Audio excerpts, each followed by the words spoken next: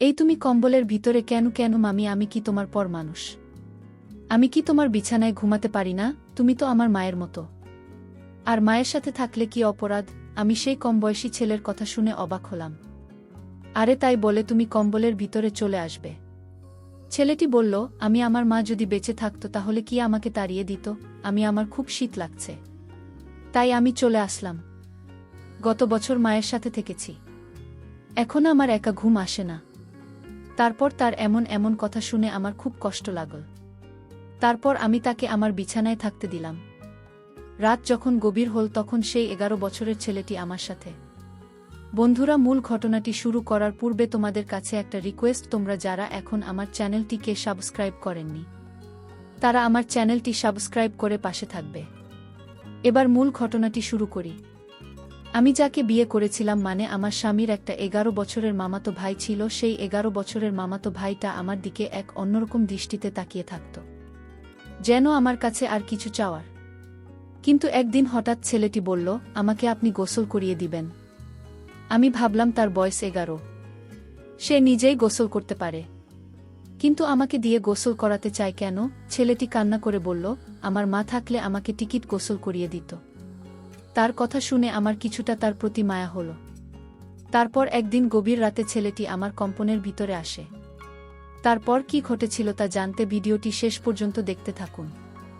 আমার নাম সেতু, আমার স্বামীর নাম রুবেল। আমি কিছুদিন যাবত লক্ষ্য করছি আমার রুমে প্রতি রাতে 11 বছরের একটা ছেলে আমার রুমে ঢুকে। সেই কম বয়সী ছেলেটি আমার সাথে কি করতে চায় এবং আমার কাছে কি চায়, কিন্তু আমি চোখ মেলে তাকাতেই আমি আর তাকে দেখতে পাই না। কিন্তু দরজা জানালা তো ভিতর থেকে লাগানো, তাহলেই রুমে কিভাবে আসলো সে? ছেলেটি তখন সেখানেই দাঁড়িয়ে আছে। সে তো ভাবল কি ছোট্ট বালকটি আমার রুমে কি করছে? সে তো এইভাবে তার পিছনে থাকা বেড সুইচটা অন করে এবং যেই সামনে তাকালে দেখে যে তার এখন রুম সম্পূর্ণ খালি, কেউ নেই তার রুমে। কিন্তু একটু আগেই যাকে দেখতে পেল সে কে ছিল তাহলে? ভাবতেই যেন সে তো খুব ভয় পেয়ে যায়। তার শরীর ঘামতে থাকে। এটা এমনিতেই শীতের মৌসুম। সেতুর কপাল বেয়ে ঘাম পড়তে থাকে। সে ভাবল এটা কোনো ভূতের মতো। পাশের রুমেই তার বাবা মা ঘুমিয়ে আছে। চিৎকার দিলে হয়তো এখনই উঠে আসবে। কিন্তু সবচেয়ে বড় কথা হচ্ছে, এটা যদি আমার বিভ্রান্তি হয়ে থাকে তাহলে সবাই আমাকে নিয়ে উপহাস করবে। কেননা আমি একজন ডাক্তার। তার কাছে ভূত বলতে কিছুই নেই এখানকার যুগে। আর মাত্র কয়েকদিন পর সে নিজেই নিজের হবু স্বামী রুবেলের সাথে একটা ছোট্ট ক্লিনিক খুলতে যাচ্ছে। রুবেল নিজেও একজন ডাক্তার। তাদের প্রেম 2 বছর আগে শুরু হয়েছে, যখন তারা মেডিকেলের সেকেন্ড ইয়ারে পড়ে। সেতু পড়াশোনায় খুবই তীক্ষ্ণ মেধাসম্পন্ন ছিল, কিন্তু ক্লাসের বাইরে সে কারো সাথে একটা কথাও বলতো না। সবসময় যেন মনমরা হয়ে থাকত। কিন্তু রুবেল মনে মনে সেতুকে খুব ভালোবাসত। যদিও অনেকবার সেতু রুবেলকে রিজেক্ট করে দিয়েছিল, কিন্তু রুবেলও ছিল নাছোড় বান্দা। সেতুতে ভালোই ভেসে যাচ্ছিল। ফলশ্রুতিতে সব গল্পের শেষের মতো এক সময় সেতু রুবেলের কাছে হেরে যায়। এদিকে বর্তমানে সেতু রুমে কাউকে না পেয়ে কিছুটা হতভম্ব হয়ে যায়। তাই এতক্ষণ ভাবনার জগতে ডুবেছিল। তার ভাবনার বিচ্ছেদ ঘটে। একটা অদ্ভুত রকমের বিড়ালের আওয়াজ। বলে রাখা ভালো, এই বিড়ালটা 11 বছরের ছেলেটি আমার রুমে বিড়াল ছেড়ে দিয়েছিল, আমাকে হয়তো ভয় দেখানোর জন্য। এর মাধ্যমে ঘাড় ঘুরিয়ে একটু নিচে তাকাতেই দেখল কালো রঙের একটা বিশাল সেতুর দিকে তাকিয়ে আছে। সে তো বুঝতে পারছিল কিছুটা 11 বছরের ছেলের কাজ, কিন্তু কেন সে আমার সাথে এরকম ভয় দেখানোর চেষ্টা করে? অবশ্যই এর পিছনে কোনো রহস্য আছে। আমি ভয় পেয়ে গেলাম বিড়ালটি দেখে। আমি ভয় পেয়ে দৌড়ে মা বাবাকে পাওয়ায় 2 হাত দিয়ে জড়িয়ে ধরি। আমি মা কি হয়েছে জানতে চাইলে আমি সব কিছু বলি। মা বাবা দুইজনই সেতুর রুম দেখার জন্য আসে, কিন্তু তারা সেই ছেলেটি কিংবা সেই বিড়ালটি কোনোটিকে খুঁজে পায় না। জানালাও লাগানো। তাই তারা এক প্রকার নিশ্চিত হয়ে যায় যে তাদের মেয়ে দুঃস্বপ্ন দেখেছে। মা বাবা আমাকে বুঝিয়ে চলে গেল। রুমে শুধু বসে রইলাম আমি। চারদিকে আবার নিজের 2 চোখ বুলিয়ে নীল মন্দিরের সব কিছু দেখতে লাগল। সে তো নিজেও বুঝে নিল যে এটা শুধু তার দুঃস্বপ্ন ছাড়া কিছুই ছিল না। তাই সে নির্বিঘ্নে আবার শুয়ে পড়ল। পরের দিন সকালে সেতুর ঘুম ভাঙে রুবেলের ফোনে। এটা যেন এখন রুটিন হয়ে গেছে। রোজ সকালে সেতুর ঘুম ভাঙানোর দায়িত্বও যেন রুবেল নিজেই নিয়েছে। সেতুর পাশে থাকা ফোনটা তুলতেই রুবেল বলতে লাগল, কি করো তুমি? এই তো বিছানায় শুয়ে শুয়ে চাঁদ দেখি। এই তোমাদের বাসার ছাদ ফুটো হয়ে গেছে নাকি? না হলে বিছানায় বসে চাঁদ কিভাবে দেখো? আরে বোকা, আমি তো মজা করেছি। তাছাড়া এ দিনের বেলায় চাঁদ কোথায় পাবো আমি? ওহ তাই তো, থাকার হাসতে হবে না। কি বলবে বলো, আমার ফ্রেশ হতে হবে। চলো না আজ আমরা দেখা করি। কতদিন হয়ে গেল দেখা করি না। দেখা হলে গল্প করতে পারবো, মনটা হালকা হবে। শুধু ফোনে কথা বলার সময় পার করে দিই। পরশুদিন ও তো দেখা করলাম, আর আগামীকাল কালই তো আমাদের বিয়ে। ওহ বুঝেছি, দেখেছ আমাদের মনের কত মিল। আমি কি বোঝাতে চেয়েছি তুমি বুঝে ফেলেছ। ঠিক আছে, আসব এখন, বাই। বলেই সে তো ফোনটা কেটে দিল। ফ্রেশ হয়ে খাবার খেয়ে নিয়ে বেরিয়ে পড়ল যেখানে রুবেলার সেতু রোজ দেখা করে আসছে। সে তোদের কোনো গাড়ি নেই, তাই সেতু রিকশা ব্যবহার করছে। পার্কের সামনে নামতে দেখে রুবেল দাঁড়িয়ে আছে। দুইজনে মিলে ভিতরে গিয়ে বসে গল্পগুজব করছে। হঠাৎ করে সেতুর নিজের ভিতর কিছুটা অস্থিরতা অনুভব করতে থাকে। নিজের ভালোবাসার মানুষ, নিজের হবু স্বামীর সাথে সদ্য হাসি খুশি করা মেয়েটা যেন নিমেষে কিছুটা অস্থিরতা অনুভব করছে। এই অস্থিরতা কিসের চাইতেও যেন মনে করতে পারছে না সেতু। রুবেল সেতুর এই দিকটা খুব ভালোভাবে লক্ষ্য করল। সে কিছু না বলে শুধু সেতুর এমন দশা দেখে যাচ্ছে। হঠাৎ একজন পথ ভিক্ষুক এসে রুবেলের সামনে বলল, স্যার গকটা টাকা দেন, আজ 2 দিন ধইরা কিছু খায় না। আগে রুবেল নিজের মানিব্যাগ থেকে 100 টাকার একটা নোট বের করে দেয়, কিন্তু এদিকে সেতু সামনে দাঁড়িয়ে থাকা এই লোকটিকে এক নজরে দেখে যাচ্ছে। তার যেন চোখের পাতা পড়ছে না। মনে হচ্ছে সেতু যেন এই লোকটিকে কত না দিন ধরে চিনে, কিন্তু সেতুর চোখে এই লোকটি 11 বছরের ছেলে, আর রুবেলের চোখে 7 বছরের বুড়ো। সে তো দেখল ছেলেটি তাকে ইশারা করে বলছে, আজ রাত দেখা হবে তোমার সাথে এবং অনেক কথা আছে। সেতু তার এই কথা শুনে আর সহ্য করতে না পেরে অজ্ঞান হয়ে যায় এবং রুবেলের সামনে মাটিতে লুটিয়ে পড়ে। রুবেল ভাবল হয়তো সামনে দাঁড়িয়ে থাকা ভিক্ষুককে দেখে ভয় পেয়ে গেছে, তাই রুবেল বিক্ষোভ থেকে চলে যেতে বলল। রুবেল তাড়াতাড়ি করে সেতুকে তুলে নিজের গাড়িতে শোল।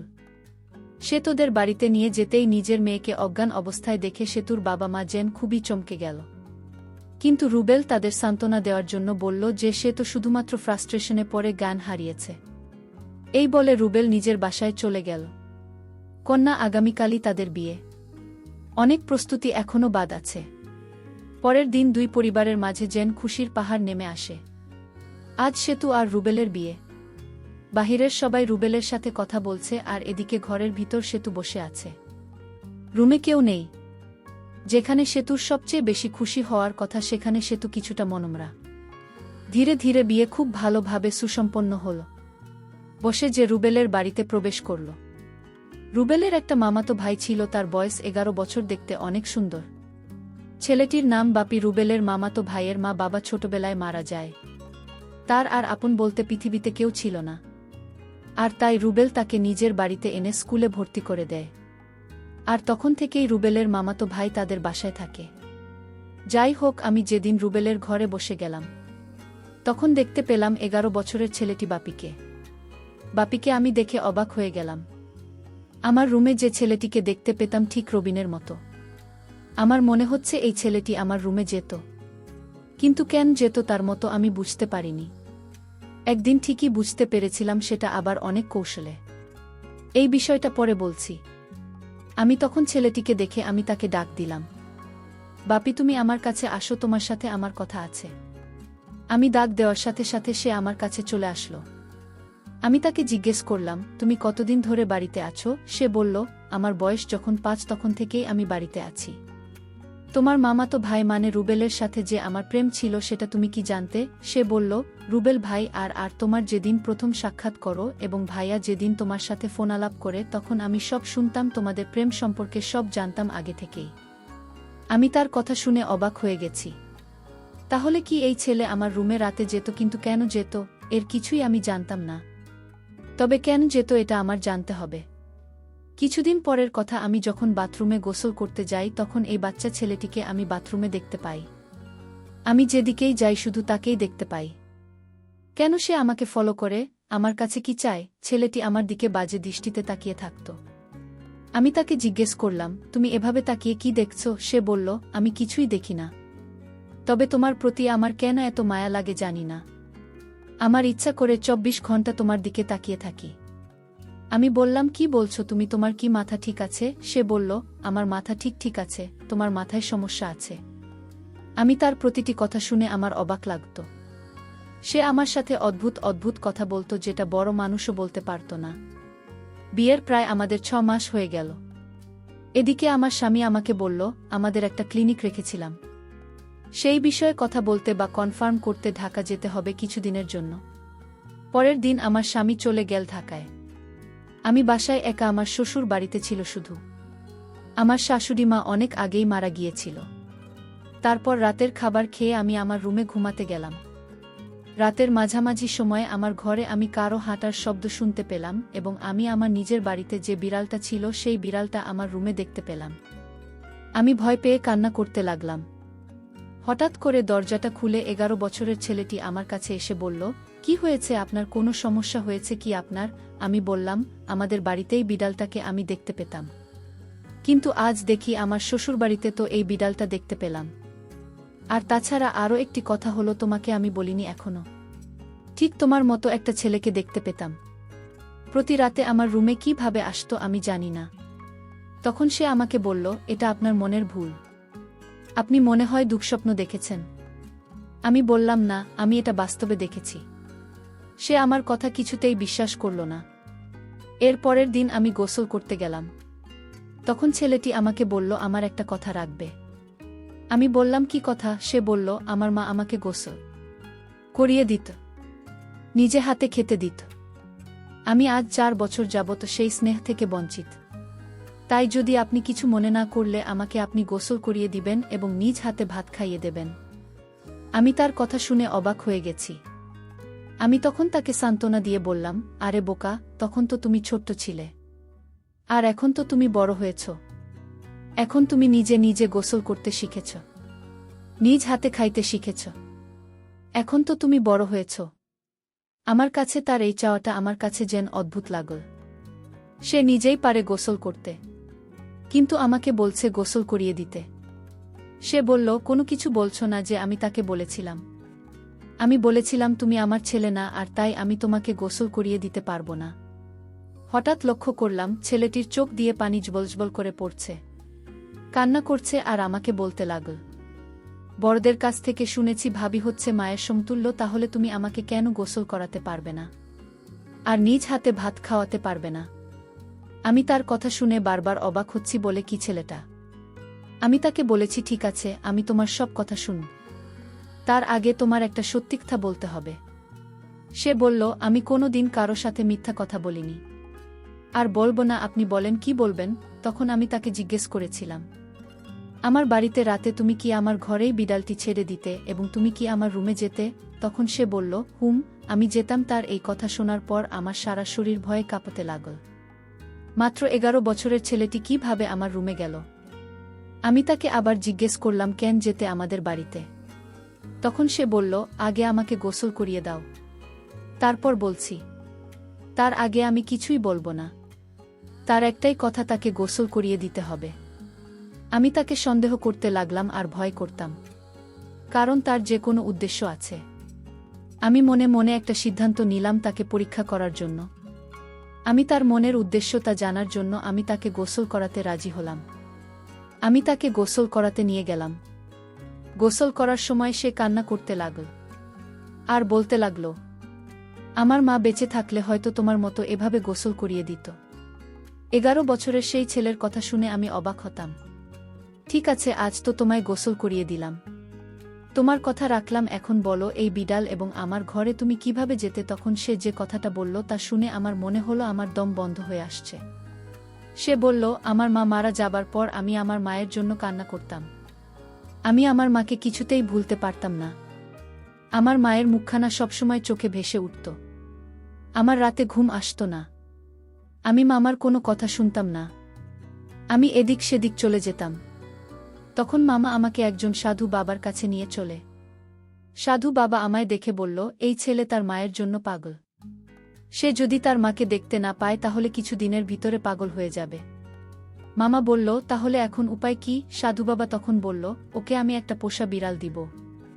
আর এই বিড়ালটি যার ঘরে থাকবে সেই ঘরে অবিবাহিত মেয়েটিকে সে তার মায়ের মতো দেখতে পাবে। সাধুবাবা তখন আমার মা আমাকে এই বিড়ালটি দিল এবং বলল যে এই বিড়ালটি যার বাড়িতে রাখবে সেখানেই তার মাকে দেখতে পাবে। মামা তখন এই বিড়ালটি দিয়ে আমায় বলল, আমার সন্তান মানে আমার মামাতো ভাই যাকে বিয়ে করব তার বাড়িতে রেখে আসো। আমি তাই করলাম। এরপর থেকে আপনারা দেখতে মায়ের মতো লাগে। তাই আপনাকে দেখার জন্য আপনার রুমে যেতাম, কারণ আপনি তখন আমার চোখে মায়ের মতো হয়ে গিয়েছিলেন। তাই আপনার মায়া আমি কিছুতেই ভুলতে পারিনি। আর মায়ের কিছুটা অভাব পূরণ করার জন্য আমার মামাতো ভাই আপনাকে বিয়ে করে, কারণ গুণী লোকেরা বলতো ভাবি মায়ের মতোই হয়। আর তাই আপনাকে এ বাড়িতে বিয়ে করে আনা হয়েছে। হয়তো এই সম্পূর্ণ প্ল্যান আমার ছিল, শুধু আমাকে ভালো রাখার জন্য। আমি তার কথা শুনে অবাক হয়ে গেলাম এবং তাকে আমি মায়ের মতো স্নেহ করা শুরু করলাম। হু